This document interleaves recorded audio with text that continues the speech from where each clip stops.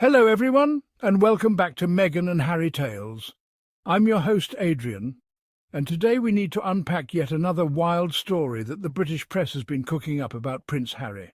This time, the tabloids are claiming that Harry is deliberately trying to drive a wedge between King Charles and Prince William. But Harry's team has spoken up loud and clear, and what they've said completely exposes how desperate the media has become. I have watched people, how they love, argue and heal. Families, like nature, are strong yet fragile, needing care to thrive. Sometimes storms break even the oldest trees. Untrue stories can break families. This is a story about a family, a prince and the power of stories told about them. Prince Harry has lived his life under a magnifying glass. Every step is watched, every word examined, often twisted for headlines. The world of people is complex. Stories can build or destroy. For Harry, the stories have often been harsh, painting him as a troubled, rebellious son. But is that the truth, or just the easiest story to sell? To find the truth, we must look past the headlines and listen for what's real. We'll explore the latest stories about Harry and his family, separating fact from fiction. Why are these stories created? What do they serve? At the heart, this is a human story of love, struggle and hope. It's a journey many of us understand. Let's begin with open eyes and open hearts. The truth is quieter than the noise, but always more powerful. Let us start this journey together. The newspapers are busy again, spinning a new drama. They claim Prince Harry is driving a wedge between King Charles and Prince William.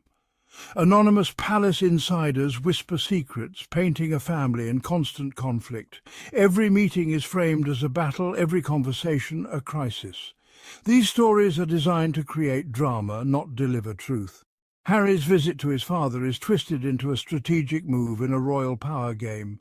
The love and humanity are stripped away, replaced by cold calculation. The narrative sets brother against brother, son against father, forcing us to choose sides. But what if the real story is simply a family navigating a difficult path? Quiet healing doesn't sell papers, so the drums of division keep beating. Let's look at what really happened. Prince Harry travelled to the UK to see his father, King Charles, who's been facing health challenges. It was a private, heartfelt visit, no cameras, no press, just a son and his father. They talked about family, health and the grandchildren. It was a moment of connection, not conflict. Yet the media twisted this simple act of love into a secretive, tense drama. They invented conversations, created feelings of anger and betrayal out of thin air. Why? Because a story about a son visiting his sick father is over in a day. But a story about royal war sells for weeks. The reality, a quiet cup of tea and a personal chat. The fiction, a dramatic showdown threatening the crown. This is how far from the truth the narrative can stray. Sometimes the simplest moments are the most honest. For Prince Harry, dealing with the press is an unwinnable game. If he hadn't visited his father, he'd be called heartless. If he does, he's accused of causing trouble. Whatever he does, it's twisted into a negative story. If Harry and Meghan are silent, they're scheming. If they speak, they're seeking attention. If they work with charities, their motives are questioned. If they launch projects, they're accused of cashing in. The narrative is set. Harry is the villain. Every action twisted to fit that role.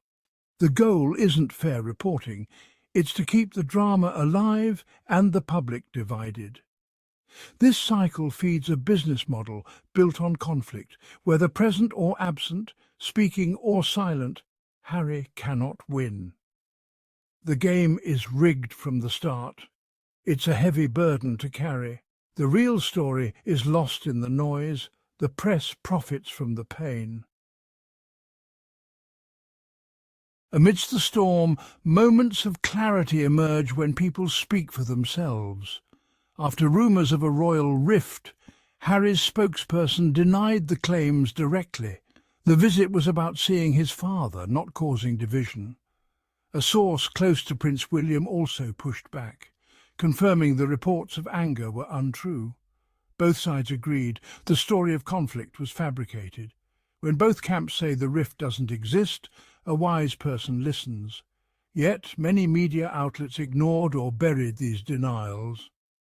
The sensational headlines remained, the truth treated as a footnote.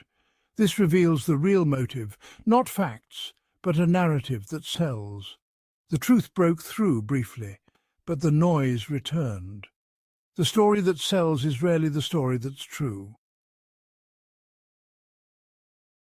Why is there such a need to paint Harry as a villain? The answer is fear of what Harry and Meghan represent, a new path. They've stepped outside the monarchy's rigid structure, building a life on their own terms. Their independence threatens the institution's power. If they succeed, it shows others that life outside the palace can be fulfilling. The establishment fears the magic of the monarchy will fade. So Harry and Meghan's independence is painted as selfish, their life in America as failure. The Harry the villain narrative serves as a warning, leave, and you'll be miserable. Stories of conflict and betrayal are tools to undermine their credibility. It's a way to say, see, this is what happens when you leave. But this story is born of fear, not fact. The real threat is not Harry's choices, but what they represent. Independence is powerful, and that's what scares them. As we end our journey, the real story becomes clear.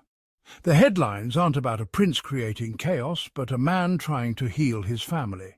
Harry's motives are simple: to be a good husband, father and son. He's building a purposeful life far from royal drama. The media's contradictions reveal their true goal: to inflame, not inform. The real rift isn't within the royal family, but between truth and tabloid tales. On one side, a family with love and complexity finding their way. On the other, a media machine profiting from pain. This is the true conflict, a battle for the narrative, for the truth itself. As you read headlines, look for the humanity behind the story. Question the motives of those who tell the tales. The truth is quieter, but always more powerful. The real story is of a family, not a soap opera. Thanks for tuning in to Meghan and Harry Tales. I'm Adrian, and if you enjoyed today's breakdown, don't forget to like this video, share it with others who are tired of the media spin, and subscribe for more in-depth discussions. Because here we'll always push back against the noise and stand with the Sussexes in their truth. Until next time.